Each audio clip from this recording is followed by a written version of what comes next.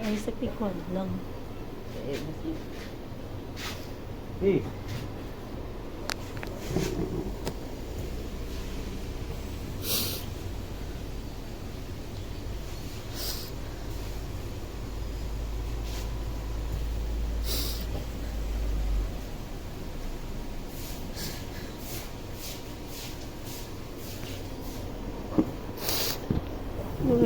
Kali sudah gicik lawa.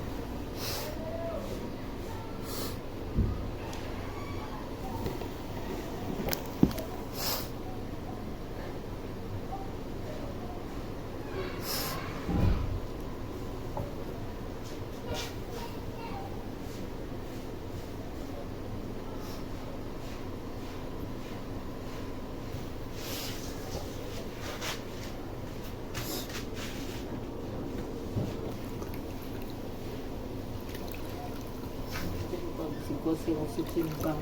Jadi ya kalau misalnya kerja bangun.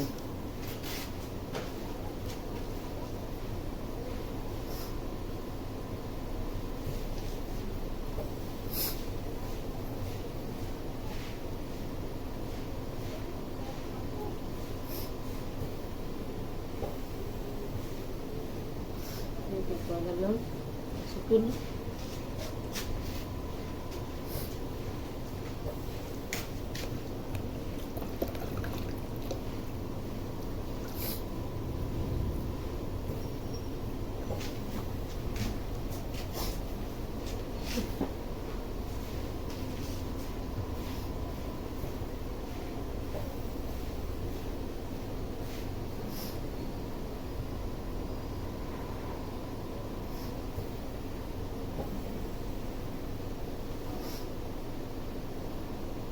Ma?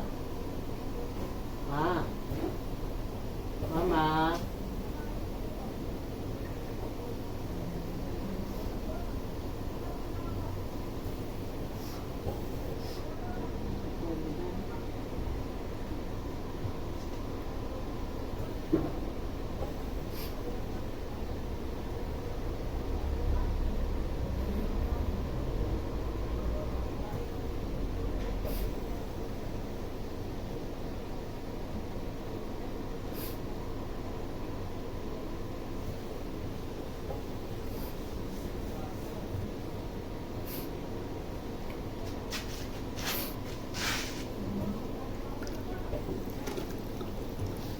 Ma?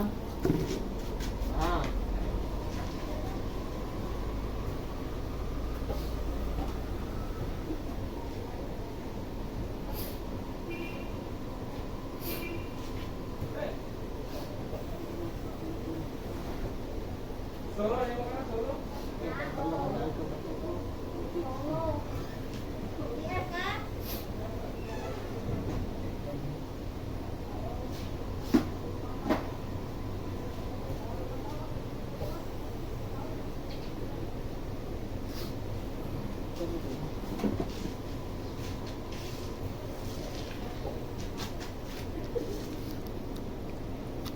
Hindi sa baba. Baba. Yan ang sulat.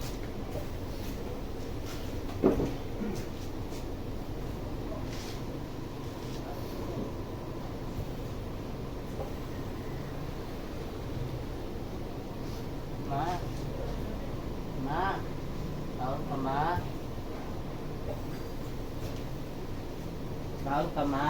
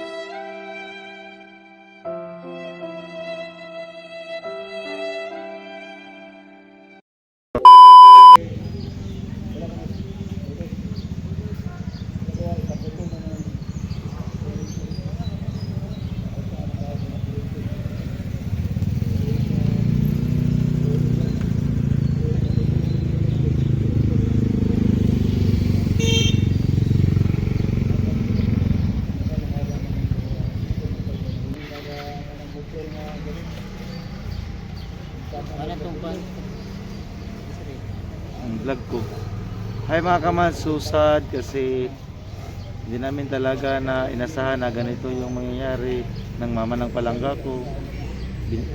Binigay namin lahat para siya talaga ay mabuhay at mabigyan ng kalusugan ng kanyang katawan. Ngunit bumibigay na talaga ang kanyang katawan, hindi na niya kaya. Bumitaw na siya kamads. Ngayon nandito kami dito sa labas, hinihintay namin yung LGU ng Hinguog kasi yung patay yung katawan ng kanyang mama, yung patay niyang katawan, dadali namin sa Hinguog kasi nagsabi kasi yung mama yung buhay pa siya na kung mapaano siya, kung mamatay daw siya mga kamads, balik daw siya doon sa Hinguog, doon daw siya magpalibing. Kaya nandito kami ngayon, susad mga kamads, na yung kanyang patay na katawan ng kanyang mama ay dadalhin namin sa Hinguog at naghihintay kami na sasakyan papunta doon. Then mga kamads, ang kanyang mga kapatid nandun na, naguna na kamads at kami lang dalawa doon na naiwan kasi kami yung magkuha ng katawan ng kanyang mama, kumbaga pa nga mag-guide. Kami yung mag-uban sa pagkarga ng ambulansya o rescue, tawag kamads. Yung palangga ko, sa mga sultinin mo lang tabo na siya mama karon, di man natutuyo gibuhat matong tanan ginato nga para siya nga mabaskog mabuhi, pero ang iyang lawas di naman gid kaya gid kay murag niwang na gisa lang kay yung mama ni murag to murag kapoy na pud siya guro lang sa baka siyang paminaw. Ari mga kamas, nandito kami sa labas ng hospital. Ayan yung hospital. Inintay namin mga kamas yung sasakyan ng LGU na siya yung kukuha sa katawan ng aking mama kasi positive daw, sabi nila din. Tapos mga kamas, yung sabi kasi nila sa amin, medyo naguluhan kami kagabi kung ano yung decision. Kasi pag ganun kasi yung pag positive, i-cremate daw nila. Tapos pag hindi naman is hindi talaga siya isang araw 24 isang araw ba yun, 24 hours lang siya makamas, kailangan talaga siya na malibing na talaga siya. Insigida din nila ilubong daw kay modo na ang kuan sa protocol sa positive, kasi yun yung sabi nila. And then yung sa isip kasi namin makamas is gusto talaga namin siya nadalhin doon, talaga namin siya ilibing sa Hinguog kasi yun yung sabi niya sa amin, nadali namin yung katawan niya doon. Ano makamas, hinintay namin yung kapatid ko is naguna na sila doon sa Hinguog City. Pinauna na namo sila sakay. Kami ang nabili ni Verhel kay sabi kasi ng taga LGU sa Hinguog, taga LGU sa Hinguog na kailangan doon may dalawa na magsama sa kanila din dito kasi baka may pipil-upan daw na mga papel. O ano ba yun, yung mga parang mga release paper. Yung gibuhat gyud na mo ang tanan para ni mama. Sakit man gyud kaayo nga. Grabe gyud na akong kuan makabas kasi gibuhat gyud na mo ang tanan para kay mama, pero sa unta manggid nga dili na gyud makuan sa iyahang katawan, di na gyud makaya. And then wala na gyud siya ikuan ba, wala na kusog yang lawas, Luya na gid siya kay nag-breakdown ang iyang katawan. Basta mga kamas, kaya nabigla kami kasi yung last vlog namin talaga is malakas pa si mama, kaya nagtawanan ta kami doon. nagtawanan kami noon yung sa vlog namin, nagtawanan kami. Tapos yung vlog ko mga kamas is sa alas 10 AM pa yun. Tapos pagka alas 3 ng hapon siya nagkuan na parang nagkuan na siya ba, parang may reaction na sa kanyang katawan, naglalaway-laway siya. Tapos parang init siya lang, no, parang ganun init, nanginginig, parang ganun siya. Tapos bigla kami makamas na pagdating ng alas 5 ng hapon o alas 6, biglang nagkuan siya, parang nag-collapse, parang ganun. And then pagdating ng kapatid ko na laki, kaya kinunta ko lahat din ng kapatid ko na ganito, puntahan nyo na si mama, ganun na, pupuntahan nyo na dito si mama. Tapos pumunta sila makamas na una yung kapatid ko na lalaki. Ang iyahag ginhawa, medyo nakamata pa siya pag abot sa ako ang iksoon pagdating ko ng kapatid na lalaki. Tapos sinitsikahan na namin, pero parang wala na talaga siyang, wala nang kuan yung katawan niya, parang ganun. Kaya ngayon nagante kami dito makamas yung kukuha sa bangkay ng aking mama. Dito kami sa labas ng hospital.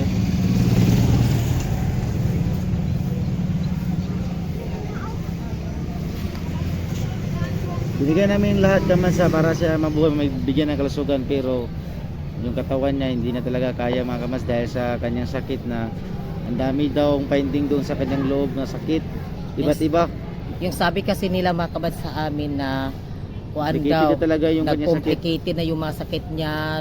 yung sa baga niya, tapos Yung heartbeat pa niya. yung heartbeat niya, tapos mga kamas nag-positive pa siya. Tapos ang dami talagang mga kuan sa kanya daw. Kaya hindi din siya nakuan mga kamas, hindi siya na ano yun, nakuan ng dugo. Oo, hindi siya nakuha ng dugo kasi sabi daw ng doktor na yung mga nag-assist kay mama, kailangan daw kuno ma-stable ng konti o ma-stable yung Bago siya katawan niya. mabulungan ng dugo. O baka mag-react kasi daw, kasi hindi daw yun sa kanya yung dugo, baka mag-react, kaya need daw niya na i-stable sa muna. Tsaka sila Abuno. abono daw, yun yung sabi nila, kaya na sobrang nagkuan na yung mama ko, nagluya na gyud siya, nangurog na gyud siya sa samot, nanginginig na talaga Nanginginig siya. siya. Oo. At yan, nag-yellowish siya ba? Oo, parang ganun. Lahat talaga. Ande, naghupong, magod siya makabas iyang tiil. Gahupong iyang tiil. Mo among gikakwanan ba? Ang hupong ang iyang Pero tiil. kahapon ng umaga ka, mas condition na yung katawan kasi nagbibiron pa kami, nagbablog kami. Oo. Sabi pa niya sa akin, ako daw si, ano ba yun? Si Buldak. Oo, Buldak. Yung sa vlog namin na tinawag si Virgil na Buldak, yung nagtawanan kami doon, tapos nagpintuhan kami ng konti. Siguro makamas lumipas lang ng 1 oras o 2 oras yun. Nagkakuan na din siya, nagkarakara na siya. Nanginginig siya, at parang gano'n-gano'n siya kamadso. Parang yung pagsalita bitaw niya, parang hindi na siya Parang magkapagsalita. na-stroke O siya. parang ganun na stroke kasi yung pagsalita niya ganun na siya mga kamats. So, And then mga kamats, mga banda, mga 5 PM, hapon na, para na siyang na, kumbaga pa na, anang amnesia, kumbaga pa natutulog na ba, sa tawagan na, parang nakuha lang siya, parang parang nakumatos siya. para siyang nakuma, parang natutulog siya. ganun. Ganun-ganun lang siya kamatso, naghihinga, pero natutulog. Naghihingal siya pero makabuka iyang mata ng konti pero yung buong katawan niya hindi na talaga makagalaw. Hindi nakagalaw. And then sa mga 11 o'clock in the evening kamads, doon bumigay ang kanyang buwan talaga, hindi na niya kaya. Binatawan Alas na kanyang buhay. 11 ng gabi, Buwian siya ng buhay. doon siya nagkuha na talaga siya makamas, kanang parang wala na talaga siya. O nabantayan yun namo ni Virgil, saksi talaga, nasaksihan ko talaga yung pagkuhan ng hinga ng aking mama talaga, yung pagkawala na talaga ng hinga niya. Pero natupad naman ang kanyang kahilingan na nandyan ang kanyang kapatid. Oo, kompleto mi lahat talaga kagabi, pero may isa kaming kapatid makamas nandun sa Manila, siya lang ang hindi Pero nakarating. nakasabot man to siya. Oo. Kaya mga kamas, abangan na ninyo sa pagpunta ng local government unit na LGO, nasasakyan namin ang ambulansya papunta ng Hinguog. Hinguog. Direct to ilibing na siya kamas, wala nang vigil kasi sabi ng doktor or mga nurse dito sa hospital na kailangan talaga na hindi na paabot ng 2 araw, kundi 1 araw lang, 24 hours lang, malibing na siya. Kaya maraming salamat sa lahat mga kamas yung suporta sa amin. Thank you so much. At magpapasalamat ako kay Marian Pilayo. Thank you so much Marian Pilayo. Nagpalit ko kahapon og insure. Wala gito yung last. Wala niya ginainom ang insure talaga na gatas. Wala niya nainom na. Sayang kayo, bago ginigipalit. Oo, thank you so much kay Ma'am Marian. Salamat kay Ma'am Marian Pilayo. And then kay Ate Irish. Salamat kayo Ate Irish. And then Ma'am Marian Pilayo. Thank you so much sa inyong mga blessings. And then kay Jonalyn Stiefer. Ma'am Phoenix, thank you so Phoenix, much. thank Kamas you. Arnold Jud, salamat kayo. Juver Junela at sa lahat ng mga kamas namin nanonood. At sa mga hindi nag-skip ng ads, sana mga kamas mapanood nyo pa yung mga videos namin ni Virgil. Abangan nyo mga kamas doon sa Hinguog din, na doon na dadalhin si Mama. Maraming salamat sa inyong lahat and God bless sa inyong lahat mga kamas. And then mga kamads, sa pagpunta pagkatapos ng ganitong libing ng kanyang ina, makauwi kami sa aming bahay, isa-isa namin yung buhay pa ang kanyang ina nga, nagsasama kami kung ano ang ginawa namin. Kasi nakakatawa, nakakamiss kasi mga kamads, yung nakasama namin ng kanyang mama. Palagi kami nakatatawa, tawanan. Mura na gyud ang kanibitang hospital mga kamas, murag balay na gyud namo nga nakauban namo siya, kay dinala na talaga namin lahat yung gamit namin, yung mga plato, palanggana, yung mga ganon, yung rice cooker, dinala namin yung lahat talaga, yung kuan. Parang akulan na lang sa amin siguro yung kaldero at saka yung burner. Pero sa ako kamads, sa ako pagsultion pod, anang di naman sa ingon kamads nga kumbaga pa nga nakuan mi nga namatay siya, kami nag-uulgid mi kamads sa tinuod lang kay hinahanbay namo siya. Pero ilan ta po namo ang iyang sitwasyon bitaw mga kamads nga marag kuan na pud siya, magpa-relax na pud siya kamads kay iyang lawas niya ba murag lain na gid kayo, di na gid kayo sa iyang lawas, magantos manggod pud siya kamads sa iyang gibati ba, kami pud masakitan miglantaw sa iya nga Nangayo na mig mga pasaylo. Oh, ma, I love you so much, ma. Love to get to kay ka, ma.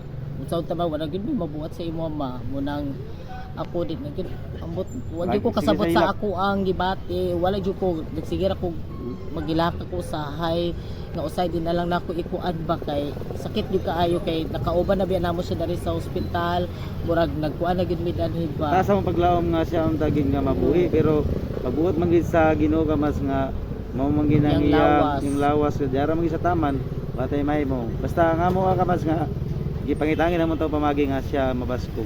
Pero pagbuot man sa kinatasan mga kamads, batay may mo kasi yung buhay natin ay hiram lamang dito sa mundo. And thank you so much yung lahat mga kamads. Maraming salamat and God bless sa lahat ng mga kamads namin. We love you so much. At kami yung kamads na sasabi. Malamin kayo, we love you so much. Gabayan kayo lahat ng Panginoon.